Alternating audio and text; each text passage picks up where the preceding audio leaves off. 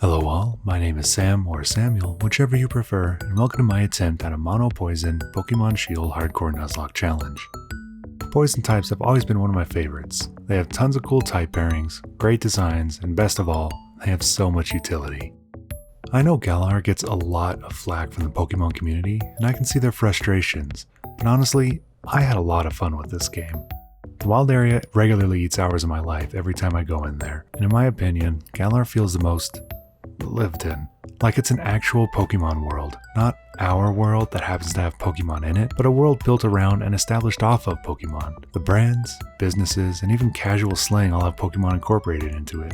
Other regions and games have dipped their toes into this, but not to this extent and not this organically. I know the National Dex disclusion was a tipping point for many fans, but the list of Pokemon available here is still pretty hefty, and I've never found myself wanting or longing since there are so many available to just catch, and from fairly early points on in the game too. Enough gushing though. I did my random numbers type choice, 17, which meant poison. Did some extensive research on who could be captured, where, and at what levels. I wasn't going to have another blunder like the Psychic run. Looking through the entire base game Pokemon list, here's what I have available to me. I've decided as an additional challenge, since the DLC opens up a few more options, to ban it. Eternatus is a legendary which I don't use, and Gengar is either Trade Evolve or can be captured fairly late game, so I decided to cap it Haunter. I'm using fairly standard hardcore Nuzlocke rules.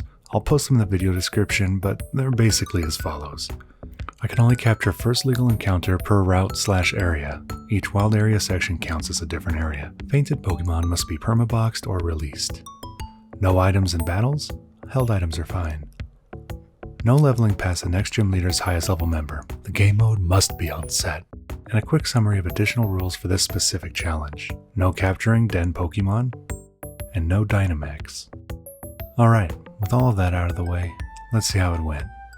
I set my language, choose basic brunette white boy, and name myself Samuel. For now.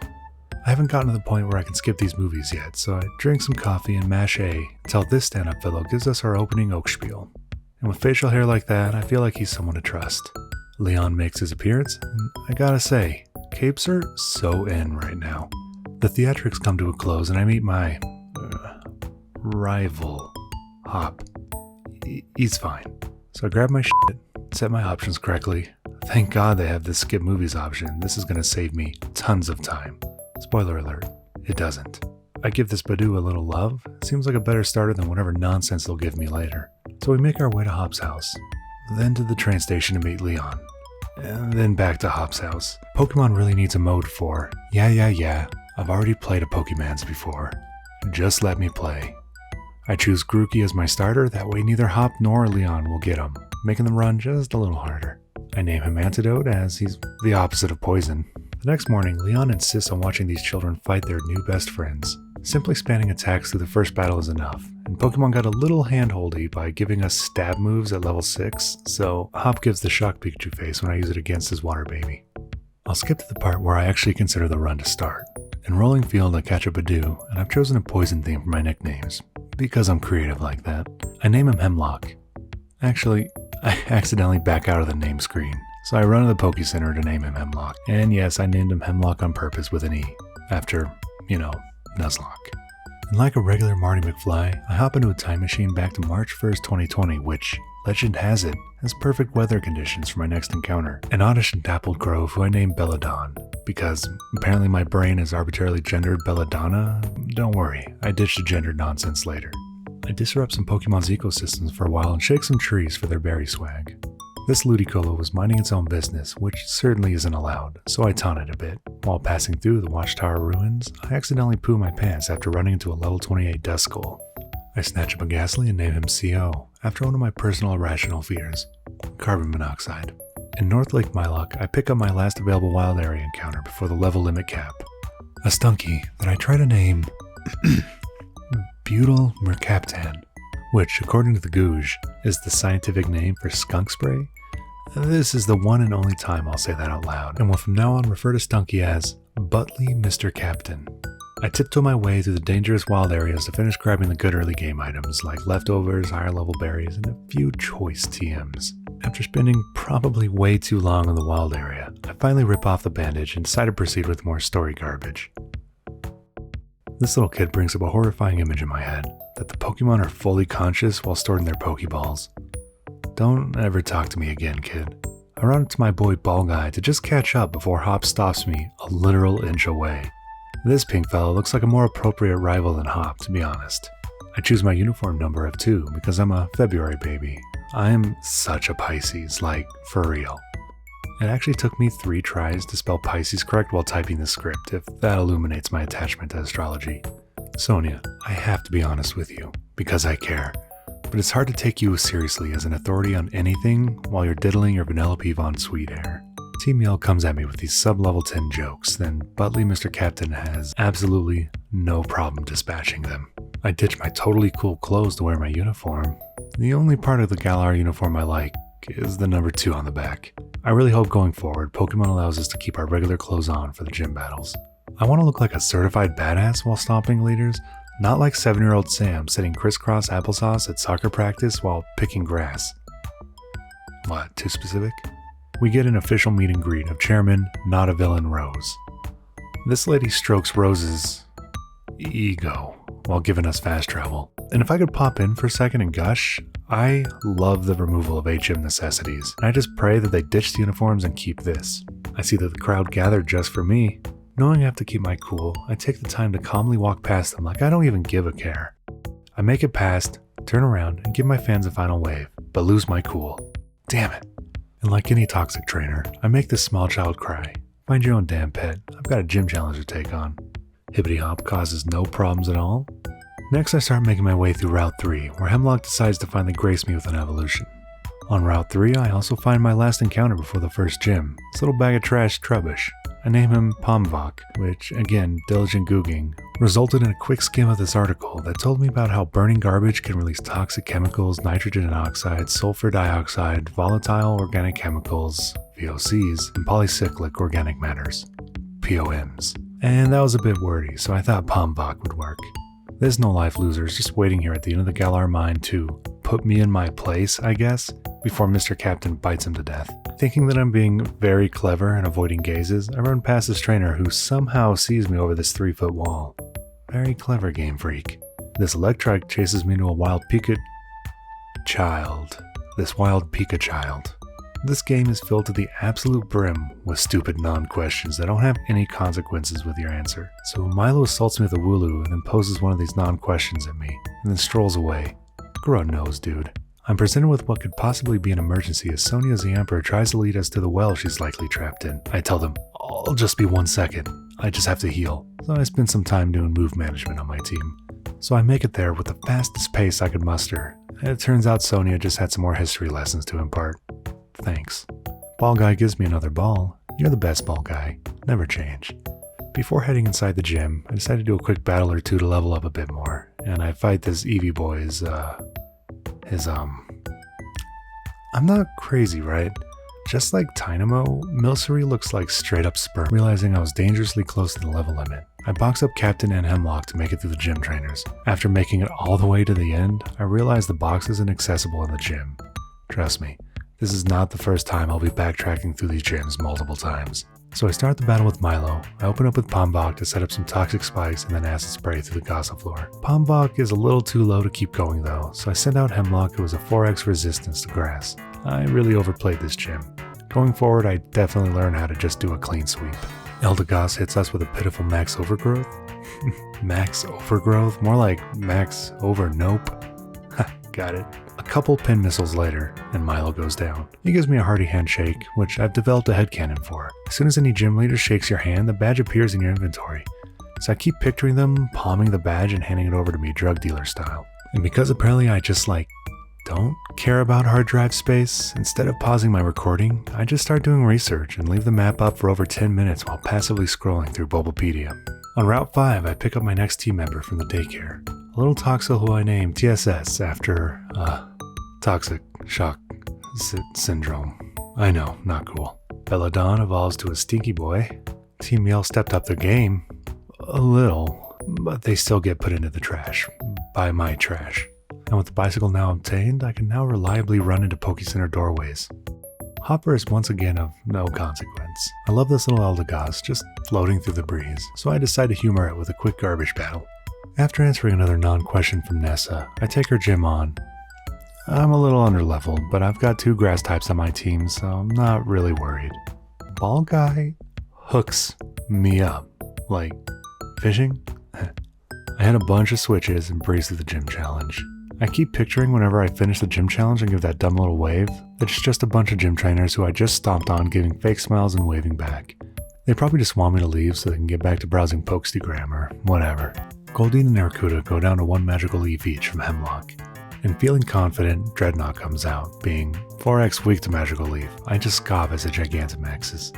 Somehow this Dreadnought tanks it and Hemlock gets rocked by a hard max strike. With lowered speed, I wasn't positive if I would still outspeed, so I swapped out to Belladon who gets rocked with another hard max strike. At this point, I just need to stall out the Gigantamax, so I send in Butley, and like a champ, she tanks a max darkness. With Dynamax over and Dreadnought super low on health, I shoot for a Venoshock and try and end it, forgetting that rock resists poison. Dreadnought lives and sends Butley down to 1 HP with an insane Razor Shell. I send Pomvok out to just get Butley the fuck out of there, but he gets sent too low. After some careful deliberation, I decide that Pomvok may be able to outspeed this literal turtle, but I misplayed, and Pomvok goes down. Hemlock is a speedy little dude, so he finishes the battle with a quick magical leaf, and I get my 2nd badge. Sorry, Pomster. I do much better going forward. Seriously. And as an aside, I don't know why these gym leaders keep looking so surprised when they lose, like, they're not even using their for real team. Their job is to basically lose to trainers like me working their way up to the championship. I drop off little Pomvok into the dead box and then make a solemn departure. I walk slowly all the way over to the meeting with Rose. Rose says something ominous, I'm sure, but I can't stop thinking about my little garbage boy. Bede thinks I'm in the mood for his shenanigans, and the Buttmeister bites his team to death once again. After a quick double battle with Hop, Kabu regales how he trains his rock-fire Pokemon by battling water Pokemon. Where is Looker when you need him to put a stop to this Poke abuse? CO, after doing very little actual battling, decides to evolve to Hunter. After reading my research notes, I realized my next encounter was just sitting there waiting for me. So I catch a Toxicroak. I sat and thought for a moment, going over toxic fighters in my head. I couldn't think of any real fighters, so I decided on Paul. Luckily, my next encounter is right outside the mine's exit. I could catch either a Coughing or a Salandit. I figured a Salandit may be a little more helpful for the upcoming fire gym though. Now, a Salazzle would be an awesome steel counter going forwards, but it has to be a female Salandit in order to evolve. So I capture a male Salandit and name him YSL, after the yellow spotted lizard in the movie/book Holes. I head back to the wild area to try and catch my other 2 legal encounters. The biggest problem here though is that the level cap is 27 and both Quillfish and Marini have level ranges of 26 to 28, so I just have to have luck on my side with this. After nearly 30 minutes of fishing at Motostoke Riverbank, I finally come across the 5% Marini, and she's level 27. So I won't be able to train her up at all before the gym, but having a water type will definitely be invaluable. I name her Neurotoxin and make my way over to Bridgefield to catch a Quillfish and name him Tetrodotoxin, which is apparently pufferfish venom. Unfortunately, Tetro is level 28 and I won't be able to bring him along to the gym battle. I evolve Belladon to a Vileplume even though he will have no part in this gym battle. I snag up a Surf for Neurotoxin so they'd have something stab super effective against Kabu. Oh, I was so innocent during run 1, thinking that that would suffice. The gym challenge isn't difficult, it's just so annoying. Especially with these f***ers undermining you the whole time, like, just leave me alone. You're not a challenge to me, you're just an obstacle. I have Neurotoxin out front for Kabu, and I have Wide Guard on her, apparently not fully understanding what it does. Recover, Venoshock, and Surf. Ninetales goes for a failed Will-O-Wisp on the first turn, as she does, and takes an unexpectedly weak Surf. As soon as that first Surf hits, I know that I'm in for trouble. Ninetales lands the second Will-O-Wisp, burning us and giving us an annoying handicap. A second Surf leaves Ninetales with 0.1 HP. Turn 3, Neurotoxin avoids a Fire Spin and finishes Ninetales with a final Surf. Arcanine comes out and rocks us with a bite that brings us to about half health and of course lands a flinch. After burn damage, Neurotoxin falls to 35 HP. I foolishly see if I can squeeze a Surf out, since I have Citrus Berry attached and will maybe be able to throw up a Recover the next turn. Arcanine's second bite flinches us again, and even with the Citrus Berry heal, the burn damage is too much and I get freaked out and swap to Butley. Butley takes a bite very well. but he gets outsped and burned the next turn as I go for an acid spray. Arcanine basically just takes the acid spray without even blinking, and fires off a flame wheel that shaves off about half of Butley's health. Citrus Berry activates, and she lands another acid spray but is brought down to 8 HP the next turn. I bring out CO, and since the Gengar line is just so fast, I outspeed and finish the lowered special defense Arcanine off with a Psychic. Centiskorch comes out, and I go for a Hypnosis Hail Mary, and it lands, so I'm able to survive that turn. I spend a while mulling over my options before deciding to send out YSL. I'd much rather keep my Haunter than a Salandit that will never evolve, and maybe he can waste some Dynamax turns. Centiskorch unfortunately wakes up the very next turn and throws a G-Max Centiferno. YSL lives on 18 HP before healing with a Citrus Berry. YSL is able to outspeed and land a Poison Fang before going down to another Centiferno. Gigantamax ends, but our team is looking pretty rough at this point, so I send Hunter back out and they're able to put Centiskorch back to sleep. CO is able to hit an okay Psychic, but Centiskorch once again wakes up the very next turn and does a coil. Praying for the best, I fire off another Psychic, but Flame Wheel kills CO. I send Paul out, who throws a laughable Sucker Punch as a Flame Wheel takes him out. Butley comes on stage, but after a quick weak bite, Centiskorch takes her out. And as a final farewell, Aftermath ends the battle and kills the Centiskorch. That was a rough go. I've honestly only played through Galar twice before, and it's been a minute since being a Kabu, so I didn't remember him being this much trouble. And with the team down to just 5, I head back to the wild area to do some self-reflecting. And I catch a Skorupi that I name Raid, after the bug spray. After mustering up the courage to continue, I head to the Hammerlock Gate, where I'm informed that Hop got stomped by Bede. And then like every single other time I face this guy, he gives me the spooks with Endeavor. Ball Guy levels up in my heart by giving me a level ball. And Leon low-key tells me to get good and learn some history.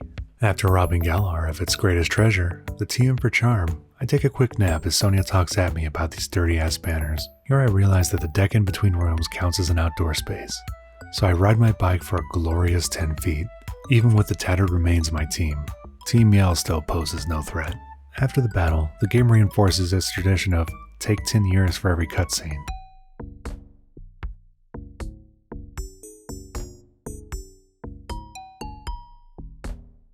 TSS gets trapped and killed by this trainer's Yamask. Poor little baby. Never became a big gross baby. This coughing gives me a real good scare as Neurotoxin tanks an explosion like a tank, and then lives on 1 HP from a critical rock slide. Disgusting. Unfortunately, I didn't realize the Sudowoodo had Sturdy, and Hemlock goes down. Even with just 4 Pokemon left, I still laugh at Hop's face. Being absolutely positive that these 4 can't take on the gym, I head back to the wild area to brainstorm, maybe rack up some TRs and grind up my team a bit. While zooming around, I come across this Mudsdale, and with Belladonna out front, I get confident, until I realize the Mudsdale is level 46. And like the world's worst conductor, I just had to see how this train wreck would go. Once it kills 2 of my remaining 4 members, I just take the L, and this ends attempt 1. Attempt 2 hits the same general notes. The biggest change in this run is my dead box is now called Boobles, so fingers crossed. Oh, except for Wild Stunky kills Belladonna while trying to catch her. With a weakened grass presence on my team, I get Hemlock up to a Roserade before the first gym and get her equipped with Sludge Bomb. For Milo this time, I just pop off 3 Sludge Bombs to end it nice and quick. For Nessa, not wanting to dick around with that Dreadnought again, I use 4 Gross and Mega Drain and sweep through her entire team. I accidentally kill Quillfish this time around. Knowing that I have another chance a little later on, I don't shed too many tears. After only 10 minutes this time, I catch a level 27 Marini again. Salandit joins my team again, but this time it's a female, so that's surely a good omen. Unfortunately, I wasn't punished hard enough for Kabu during attempt 1. I don't theory craft any deeper than, oh, Trubbish can learn Rock Blast. That's 4 times effective against Centiskorch. I open with Trubbish to lay some spikes down, but I get greedy and get trapped by a Fire Spin. Luckily, with the toxic spikes on the field, Neurotoxin can get guaranteed crits with every turn thanks to his ability Merciless, which hits a crit every attack if the opponent is poisoned. When Centiskorch comes in, I of course panic and send out YSL to eat either a Centiferno or Flutterby, and she does. Very well. Trying to up my pivot game, apparently, I switch Pollen, who immediately goes down to a Centiferno. So I send Butley out, thinking, she's a tanky lass, maybe she can tank one. She cannot. YSL comes out, throws a weak Poison Fang, and then I pivot over to CO, who's really coming in to just eat a quick Flame Wheel as the toxic damage finishes off the Centiskorch. So my Kabu death count is 1 less than attempt 1. Now, I'm no mathematician, but that's what I would consider a marked improvement. Still sloppy as hell though. Feeling a little more confident this attempt, I head off the Giant's Mirror to pick up a coughing, who I named Fluorine. I spend some of my candy to evolve YSL to a Salazzle and Fluorine to a Wheezing, as I've reached the hump of the game where my homies can finally start evolving. Feeling foolishly confident, I go into Roserade has Shadow Ball. This'll be a clean sweep. So I start off with a Growth on Your Mask before getting disabled and finishing it off with a Giga Drain. Mimikyu goes down after a few annoying back and forths, but when Cursula comes out, Shadow Ball just barely doesn't kill, and she leaves Hemlock with a curse, which is problematic. I swap Neurotoxin in for Gengar, worried for Hemlock's safety, and he takes the Maxus pretty well. Now I'm playing the stall game again, so I throw a Protect up, which is unsuccessful. When Fluorine comes in, I'm basically just grasping at straws, but he somehow lives on 5 HP, heals with a Citrus Berry, and throws an okay Shadow Ball. Gigantamax ends, and now all is good. Phew. Not able to take another hit. I send in YSL, but Hex is enough to take her down in one shot. Next comes in CO, and I deliberate for a little bit. Then I just hit Shadow Ball in hopes of a lucky save or miracle outspeed. Hex is just too much though, and CO goes down as well. Next is Hemlock, and another Hex. And last, Fluorine, who doesn't want to feel left out, goes down to another Hex. This ends attempt 2. I am learning though. It sucks to wipe at the halfway point, but what doesn't kill me makes me... Wait. While trying to preserve my sanity and to stop stealing TV from my wife, I decided to go handheld for the first 2 badges and not record them because Hemlock has those 2 figured out now. Unfortunately, attempt 3 I come across a level 28 Marini, which I was going to need for Kabu, so I did a reset. Attempt 4 I catch a level 26 Marini. After what feels like forever, I take Kabu on again, and this time I've loaded up Neurotoxin with the lamest moveset I could think of. Surf, Recover, Iron Defense, and Substitute. I open the battle with Tetrodotoxin, the Quillfish, who I've loaded up with Toxic Spikes to set up the rest of the battle. Ninetales goes for the usual Will-O-Wisp and misses. This means I get to set up 2 layers of spikes. Stellar. After a carpet is laid, I bring out Neurotoxin and set up a Substitute right off the bat. He did get burned turn 1, but a Rossberry heals me. Once the sub is out, I start alternating between Iron Defense, Recover, and Substitute to max out my defense. Not the most honorable strategy, but by the time I've maxed out, a few Surfs takes out the Ninetales, a Surf takes down Arcanine and brings out Centiskorch. Max Flutterby does take out my sub, and Surf takes Centiskorch nearly down to half. Then it happens. Centiskorch fires off a G-Max Centiferno, and I'm not gonna lie, when I see the measly 8 damage it does, I yelped out loud. I set up another sub to be safe and heal up, but this match was over. This time with 0 losses. I was going into Alistair feeling much better. I foolishly pick up Skorupi at the Giant's Mirror instead of coughing. I say foolishly because Skorupi is my only legal encounter for Route 6, and I can't catch a coughing for a while due to level limits. Stunky, who I've been able to keep alive this time, evolves to Skuntank, and YSL again evolves to Salazzle. Oh, actually, YSL goes down to a Trapinch when I get Arena Trapped. Going up against Alistair, I've got my secret weapon, the Captain. I've given her a Throat Chop to dark my way through these ghost jumps. Yamask goes down to a single critical. Mimikyu gives significantly more trouble, and after 2 Baby Doll Eyes, I'm worried that she's not going to do enough damage to Gengar. So I swap out to Neurotoxin to reset Butley's stats. After a useless curse, I send out TSS to Volt Switch and maybe kill the Cursula to get a clean switch back to Butley. Unfortunately, Cursula barely survives, so I send in Belladonna to Sleep Powder and get the clean switch that I'm praying for. But the RNG gods frown on me again, and Cursula wakes up the next turn and sets a curse. I send Tetrodotoxin to eat the Maxus and buy me some more time. Knowing that I already have a water poison with Neurotoxin, I make the choice to sack Tetro, and she goes down. Hemlock comes out, who eats a neutral effective Maxus, bringing him down to 16 HP before a berry. Shadow Ball does less than I had hoped for, but Gigantamax does end. Unfortunately, this puts me in a similar situation to the previous run. Even normal size, this Gengar is absolutely nasty. I just give a sigh and go for Shadow Ball, knowing that Belladonna gives me another grass type. Hex wipes out Hemlock, and I send out Butley, who resists all of Gengar's moves, and I know could maybe take this bastard down finally. But Alistair uses Hypnosis, and with the boosted Hex, kills her. TSS goes down, Neurotoxin goes down, and Bella goes down. And this ends attempt 4. After another 2 failed Marini captures in between recordings, I finally land on attempt 7. With the cheesy defense strategy, Kabu's officially no longer an issue. It took me a few weeks to get back to this point, because every time I booted up my Switch, I would end up just sitting there on my phone, theory crafting for Alistair. I was petrified to go into his gym, worried about losing another run. So after hours of planning, move theorizing, I figured out a foolproof plan. I ditched the EXP candy, which is my favorite and least favorite part of this generation. It's a huge time saver, but you lose the EVs from naturally battling. I'm frustrated that it took 7 runs to come to this conclusion, but I'm here now. That's what matters. Butley's still the star of this gym. I loaded him up with Nasty Plot, Shadow Ball, Sludge Bomb, and Dark Pulse. Even though Skuntanks are more physical attackers than special, Nasty Plot is too nasty to worry about organic stats. I start with the Nasty Plot. Honestly, I was hoping to get more than one off, but Yamask disables at turn 1. So I decide, fuck it, and I throw a Dark Pulse which demolishes Yamask handily. Mimikyu comes out, and I break its disguise. I take a slash fairly well, and wipe it out as well with another Dark Pulse. Same with Cursula. And finally, Big Baddie Gengar makes his appearance. Knowing I'm left with little alternative, I select Dark Pulse and just hope that Capitan has it in him to one-shot. And it works. My sphincter unclenches and I collapse into my seat. The biggest hurdle of the game has been successfully passed. 0 deaths, and I'm on cloud 9. Beat proceeds with his Defy Location, he breaks this wall. With the level cap so close, I'm worried to have to use Butley again, but Beat's Psychic Team is just too dangerous without a Dark type. So Butley sweeps through, and I immediately send him to the box to avoid any overleveling. You may notice that Weezing isn't donning her nickname, and that's simply because I had forgotten what I named her before, and wasn't about to go digging through dozens of recordings to track it down. I let that one be future Sam's problem. Unfortunately, Tetrodotoxin goes down to this breeder in the wild area after her Thwacky busts through a 6x evasion. Sorry again, Tetro. I make my way through the forest to Balanlea.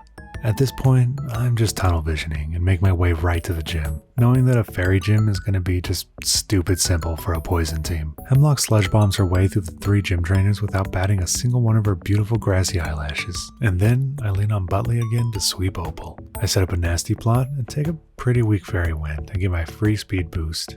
Delicious. At this point, it's a sludge bomb to work through Weezing and Togekiss.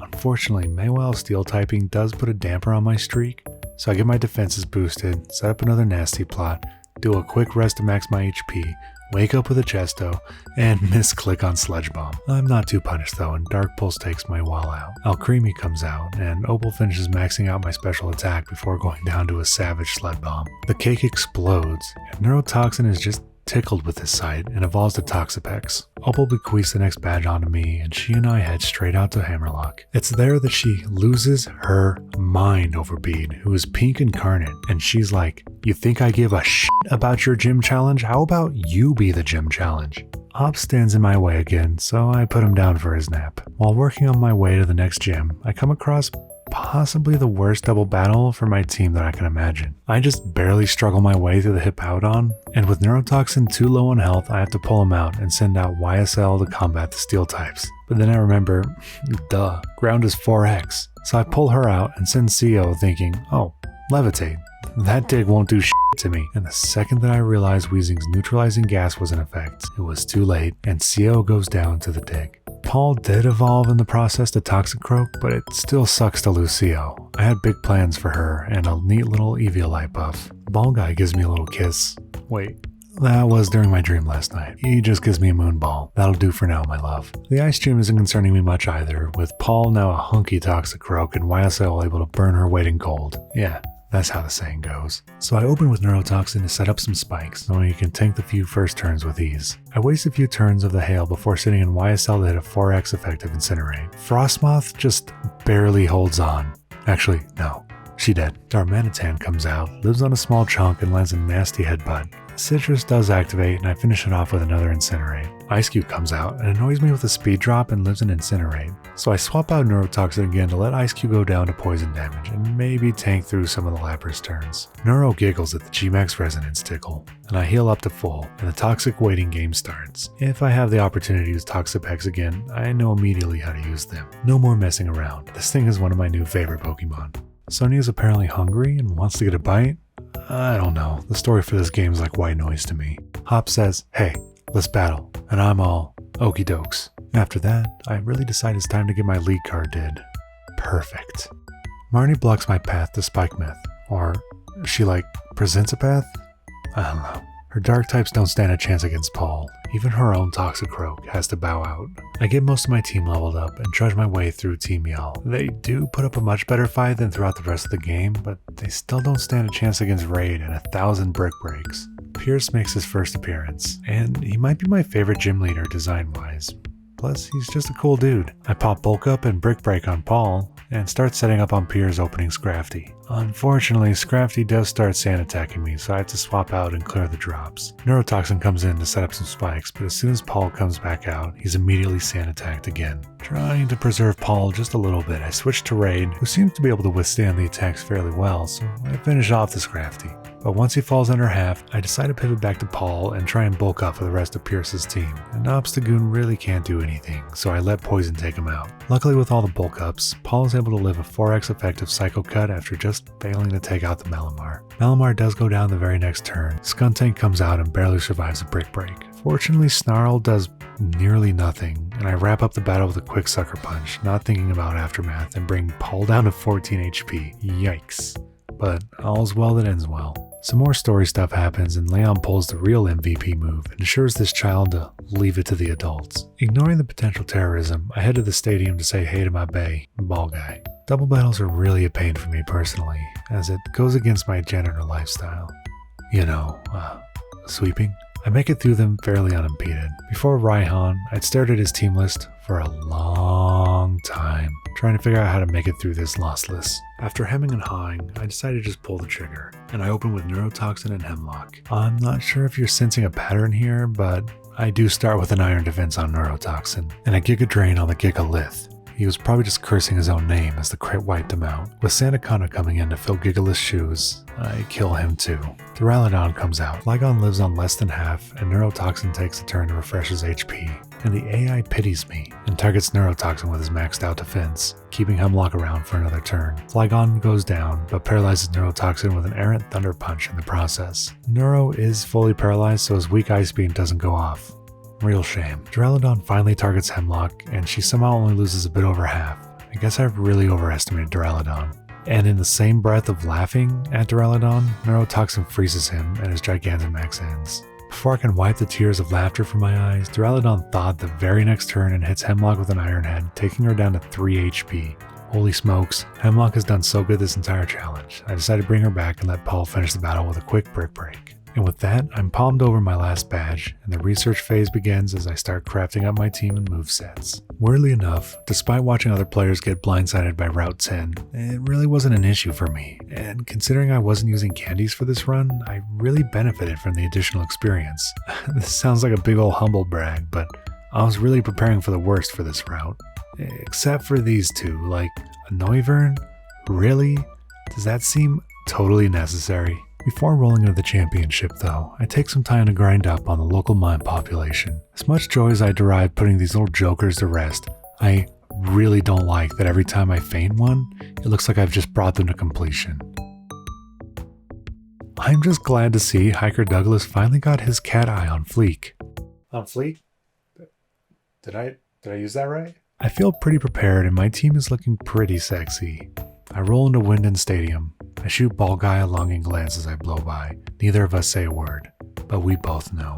I start against Marnie, and I've decided to give her the Pierce treatment, and I lead with Paul. Lipard is annoying to set up on, but really doesn't pose a huge threat to Paul, especially loaded up with leftovers. And of course the Torment is fired off from the get-go, so I set up one bulk up, and I'm forced to throw an Icy Wind the next turn to deal minimal damage, slow Lipard down, and let me get another bulk up off as Lipard uses Nasty Plot.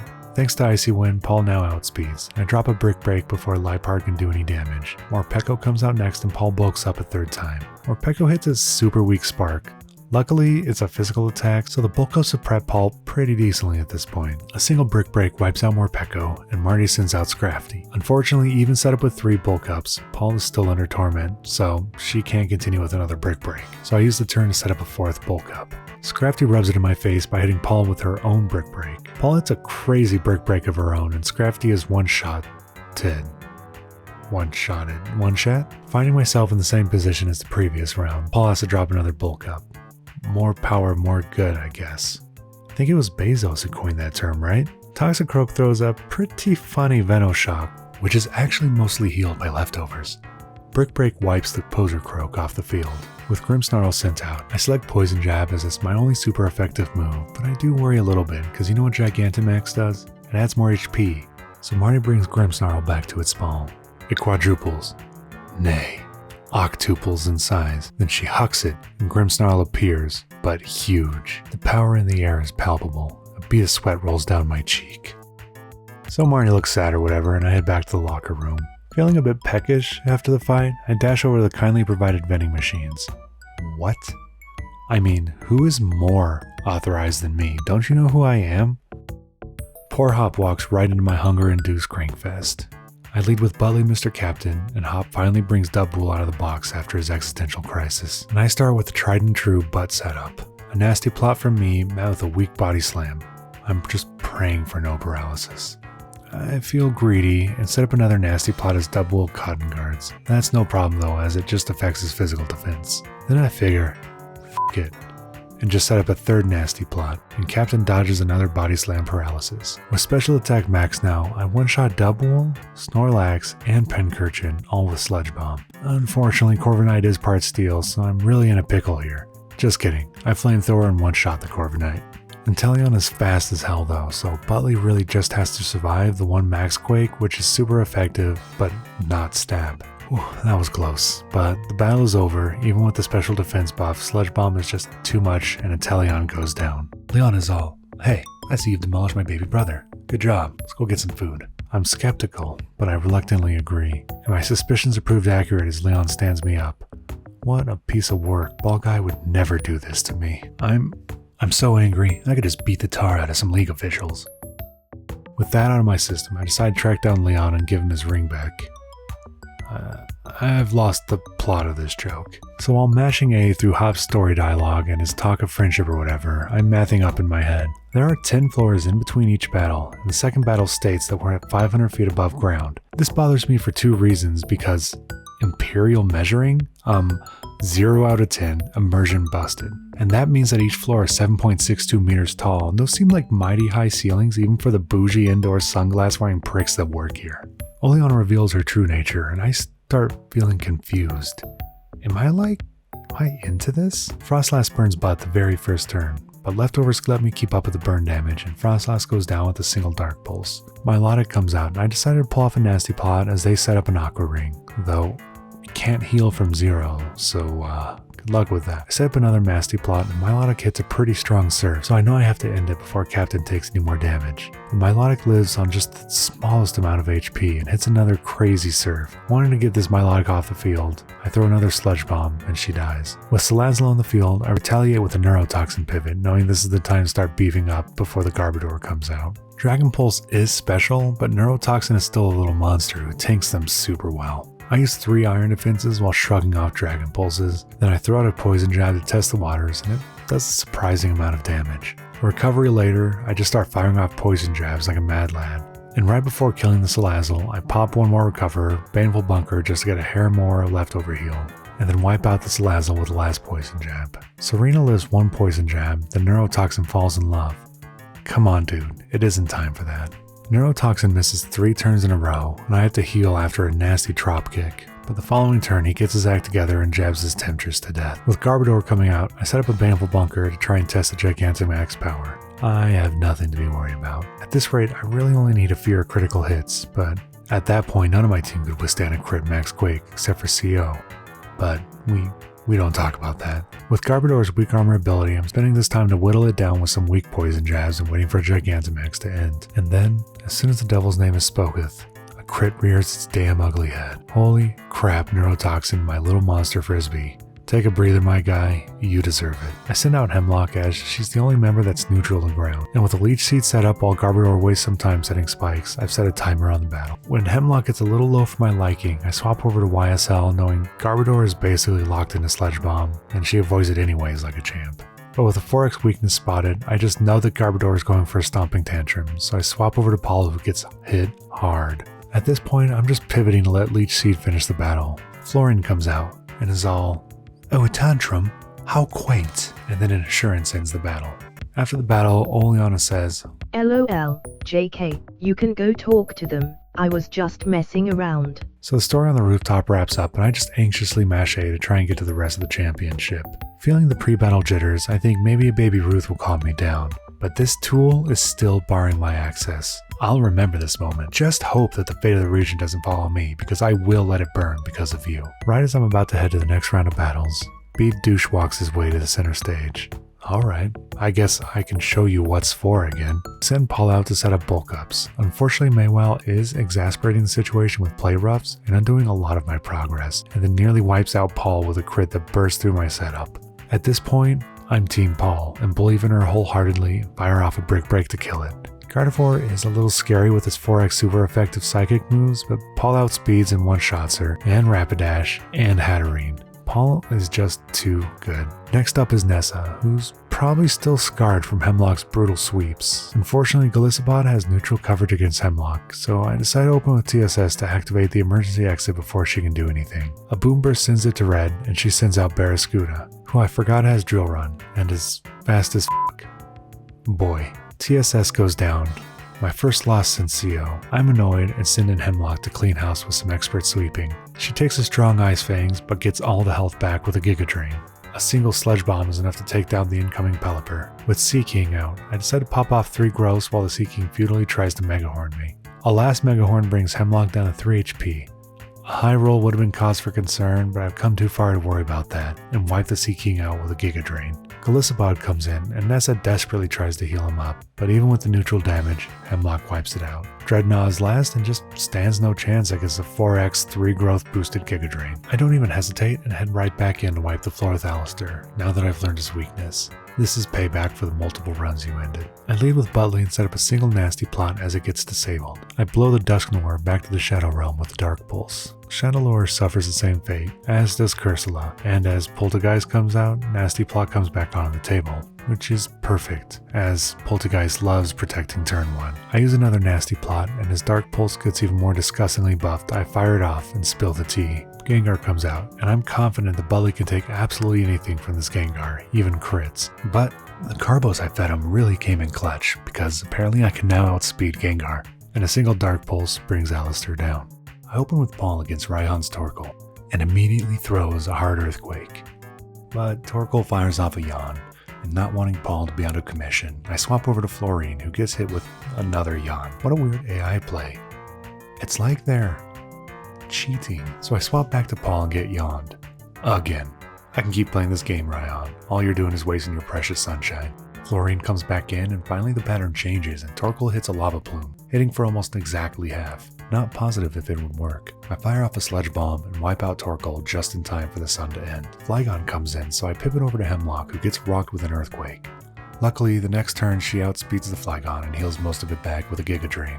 Flygon decided that this was the best time to kick up a Sandstorm. Raihan wastes his full restore as I smack it down with another Giga Drain, and then take the Flygon down with a third and final Giga Drain. Raihan sends his tank out, and I reciprocate and bring out Neurotoxin, and then, I don't know, I guess I changed my mind or something, and send Florine out, who luckily lands and confuses with a Strange Steam. And on top of that, Turtonator hits itself. Not my best pivot, but a second Strange Steam lands and takes it out. I send Butley in on Raihan's Goodra and start setting up nasty plots. Goodra goes for a Muddy Water but misses, which is pretty fortunate with the rain going. Goodra does land a Surf the next turn, but at this point Butley's Stench finally makes an appearance and flinches with a Sludge Bomb. So I get greedy and set up the third nasty plot, wanting to try and one-shot the upcoming Duraludon, and Surf brings Captain down to 37 HP before Leftovers heal. But it's too late at this point, and Butley fires off a Sludge Bomb, and the Goodra says goodbye. Well, more accurately, Goodra probably says something along the lines of, "Oh my god, there's sludge everywhere. Someone please send help. It hurts so much." Or something to that effect. Duraludon comes in, and I click Dark Pulse. Still not super confident in a one-shot, but it's my best shot at this point. Duraludon Skyscraperifies, and I go all 9-11. No, that's in bad taste. I wipe this building off the map Megaton style. I mean, that's just common sense 101. I don't know what the crossover watch rate is between Fallout fans and Pokemon fans, but that joke works on like 3 different levels. And I wanted to go back to being the world's worst conductor for a moment and just toot my own horn. Anyways, with Raihan down, it's time to take on Leon and, haha, just kidding, more story. So I go back home, Mom watches me disappear into the fog. While dashing through the woods to get the story jump to progress, this Squovit has the nerve. No, the audacity to stand in my way. Paul fires off an unamused brick break. Big face dog and big tail dog approach, talk mad shit, and then of course, disappear in fog. I stuff this dumpy old shield into my backpack somehow. Then the game forces me to backtrack all the way through the forest and fly away. Like, come on, there's better ways to stretch game value, Nintendo. I tell you this because I love you and I believe in you. So I finally make it to the Hammerlock basement where Rose is all, let's battle. This fight is barely worth mentioning. YSL melts all these steel beams like jet fuel.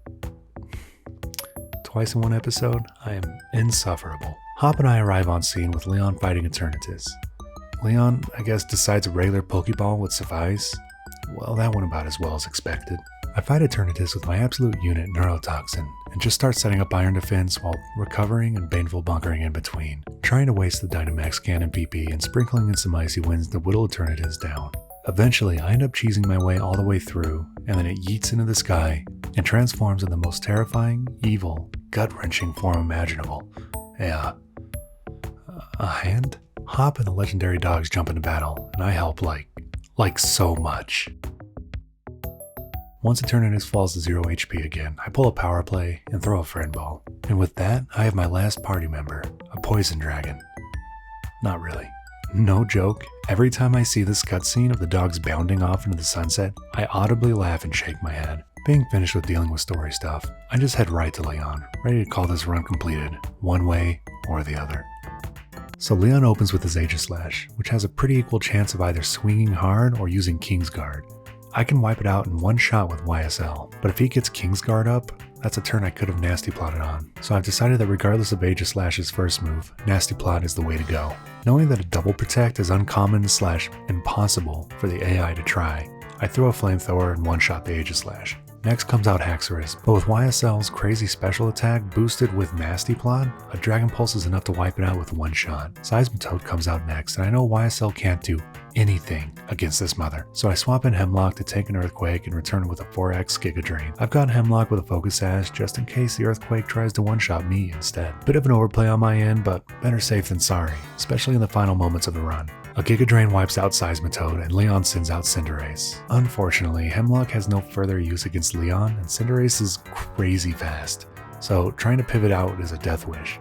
I select Leech Seed knowing at the very least Hemlock can do that before dying, since the Focus Sash is still usable. Hemlock dies the next turn. Thanks buddy, you were my best broom, sweeping like no one else could. I send out Paul, who has a Choice Scarf equipped to try and outspeed the Cinderace, and sends off an Earthquake. Paul barely survives in acrobatics and finishes the Cinderace the next turn with another Earthquake. When Dragapult comes out, I set off another Earthquake knowing that Paul won't be much help against the Charizard. Another key member down, but being the last battle I know I can make these sacrifices. I send in Florine next, and knowing that 95% accuracy might as well be 50% accuracy, I opt for Assurance, nearly killing the Dragapult and not even taking half damage. Florine lives on another Shadow Ball on 4 HP and kills the Dragapult with a not very effective Sludge Bomb. Finally, Charizard makes his appearance, and I leave Florine in to just literally eat a turn of Gigantamax. Getting fast and loose with my team members' lives, Florine gets killed by Max Rockfall. Next in is YSL, who I've gotten sneaky with, and have equipped with Endeavor and Focus Sash. Charizard takes YSL down to 1 HP, and I've already selected Endeavor, not actually knowing if Charizard will outspeed or not since YSL is historically my fastest team member. But Charizard does, and Gigantamax once again defies my expectations, and Charizard doesn't go down to 1 HP as I anticipated, and instead only loses a bit more than half HP. And YSL goes down to the Sandstorm. 2 team members left, and I send in Butley, who I've equipped with an Assault Vest to try and tank at least one of Charizard's special attacks, and she absolutely does. It's weird to feel such pride for a video game creature, but I'm so happy for Butley, even though she's about to die. Butley fires off her final Sludge Bomb, does okay damage, and Gigantamax ends. Normal-sized Charizard lands a Fire Blast, and Butley says her final farewell. That was the hardest death of the run, but at this point I know her death guarantees the win, and I send in Neurotoxin, a fitting finale to this run. I use Baneful Bunker thinking that the Sandstorm will finish off the Charizard, but it ends. So I have to go for the liquidation, but Neurotoxin is so slow. So I'm worried, what if this decides my loss? But I click on it and see the text, the opposing Charizard used Fire Blast, and time slowed down, even resisting it. Fire Blast is crazy strong, and Fire Spin has already taken a chunk of my health. This could be it. Neurotoxin avoided the attack. Liquidation connects and Charizard goes down, and I've finally done it. A monotype hardcore Nuzlocke run completed, from start to finish. And that's it. I really want to thank you for joining me on this journey. Every time I do one of these videos, it feels like I'm getting a little better.